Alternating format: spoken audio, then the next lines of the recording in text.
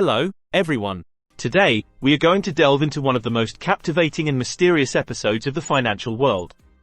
Picture a financial institution, robust and respected, that survived wars, crises, and revolutions for over 2 centuries, and yet, within a matter of months, finds itself on the brink of bankruptcy. This spectacular collapse was not due to a major global economic disaster, nor was it the result of strategic blunders over several decades. No, it was orchestrated by a single man, Nick Leeson. But who is Nick Leeson, really, and how could he alone bring down the United Kingdom's oldest investment bank? The answer uncovers the dark meanders of the financial world, where ambition blends with blindness and where a series of unexpected events can trigger a true storm. So, do you want to learn more about this fascinating story? You're in the right place. Without further ado, let us dive into this tale filled with intrigue, risky decisions, and monumental mistakes. And if you enjoy content like this, don't forget to subscribe, hit that like button, and turn on all notifications so you don't miss our upcoming video. In Watford, a tranquil neighborhood of London, lived Nick Leeson, a young man with insatiable ambition. Although no one in this neighborhood could have imagined it, he would be at the heart of one of the greatest financial earthquakes of the century. It was not a stroke of genius that would propel him into the limelight, but rather a series of decisions leading to a financial catastrophe. With no financial inheritance or prestigious academic training, Leeson began his career humbly. His first steps into the world of numbers led him to Coutts & Company, then to Morgan Stanley, where he honed his business acumen. However, it was Barings Bank, the venerable financial institution of the UK, that would provide him the platform to shine. Or to sink. Barings was no ordinary bank. It had the honor of serving the royal family and had played a historic role in major international transactions. Joining Barings in 1989, Leeson's rise was almost meteoric. His undeniable skills in operations and trading quickly earned him recognition and promotion. In the blink of an eye, there he was in Singapore, managing complex operations for the bank. But with this rise came almost unrestrained freedom, opening the door to opportunities but also to immense risks. Indeed, Singapore, a major financial hub, became his playground. Here, Leeson not only consolidated his position but also quickly established himself as a key player within Barings Bank's division in the region. His trading skills were undeniable, and he began to generate significant profits for the bank. His success did not go unnoticed. In the ruthless world of finance, where numbers speak louder than words, Leeson quickly made a name for himself. Internally, his colleagues and superiors took note of his achievements, bestowing upon him the unofficial title of Barings Golden Boy in Singapore. This title, albeit unofficial, was indicative of how he was perceived, as a rising young talent capable of skillfully navigating the complex and volatile markets. His decisions were followed, his methods analyzed, and his results, while exceptional, were considered by many to be the standard for Leeson.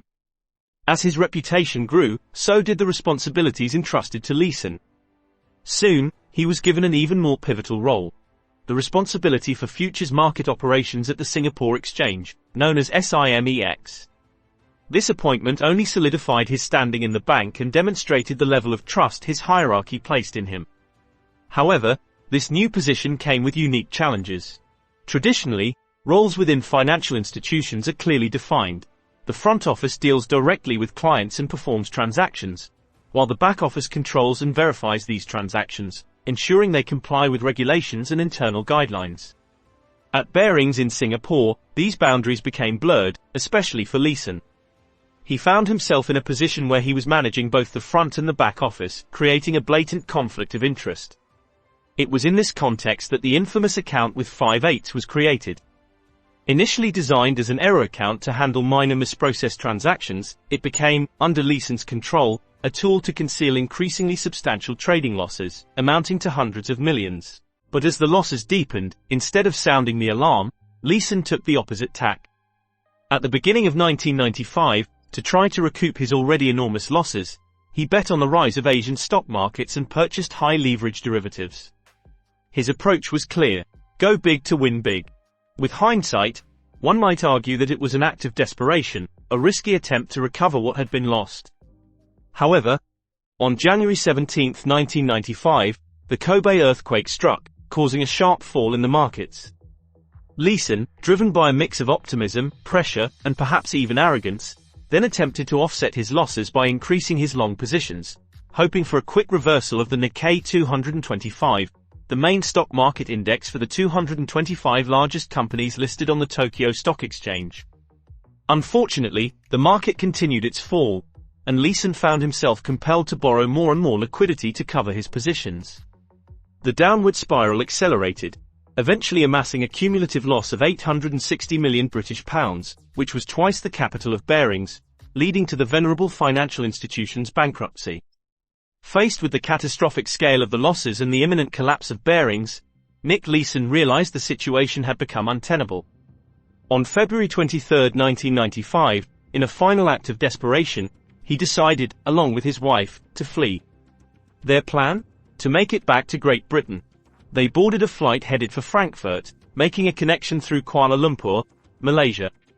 However, upon their arrival in Germany, Leeson was quickly identified by customs agents. His attempt to escape failed. On March 2, he was extradited to Singapore, bringing an end to a manhunt that had gripped the attention of the financial world. Leeson's capture in Frankfurt marked not only the end of his flight but also the beginning of a sensational trial that captured the public's imagination and dominated media headlines worldwide. The saga of the golden boy turned financial pariah was unprecedented in scale, and each twist and turn was meticulously covered by journalists, who were eager for every detail. In Singapore too, where the trial took place, interest in the Leeson case peaked. The media fallout was immense. The hearings revealed new aspects of the accused's actions and the institutional weaknesses that had facilitated his fraud each day. More than just a legal case, the affair provided an enlightening incursion into the shadowy areas of the financial sector. Finally, after weeks of hearings and deliberations, the Singaporean courts charged Leeson with fraud and forgery. The verdict came down on December 2. Nick Leeson, the man who had brought down a bicentennial bank with his machinations, was sentenced to 6.5 years in prison and fined £70,000. However, after a few years behind bars, an unexpected turn occurred in his life. In 1999, he was released early on health grounds, as he had been diagnosed with colon cancer. Nevertheless, following his release, and after bravely fighting the disease, he managed to recover.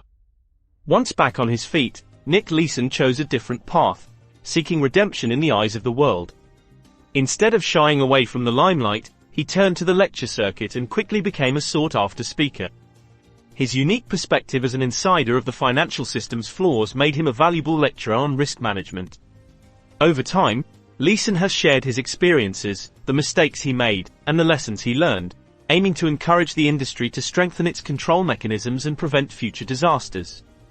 Leeson's path to redemption has been hailed by some as a sincere attempt to atone for his misdeeds, while others have remained skeptical, wondering if his actions were driven by financial motives. Regardless, the public's interest in his story has never waned. With this in mind, it's logical and even expected that Leeson would want to add his own voice to the narrative by recounting his story in his memoir Rogue Trader. Published in 1996 while he was still in prison, this book is not just an account of events but a deep, introspective dive into the mind of the man behind one of the greatest financial frauds of the 20th century. It explores the pressures, the temptations, and the era's climate that led to his actions, as well as the personal and professional consequences he faced. It is a candid testimony, highlighting the internal mechanisms, blatant errors, and rash decisions that shaped this tumultuous chapter of his life and, by extension, of global financial history. Leeson's fascinating journey also caught Hollywood's attention. Indeed, in 1999, Rogue Trader was adapted into a film of the same name, starring renowned actor Ewan McGregor as Nick Leeson.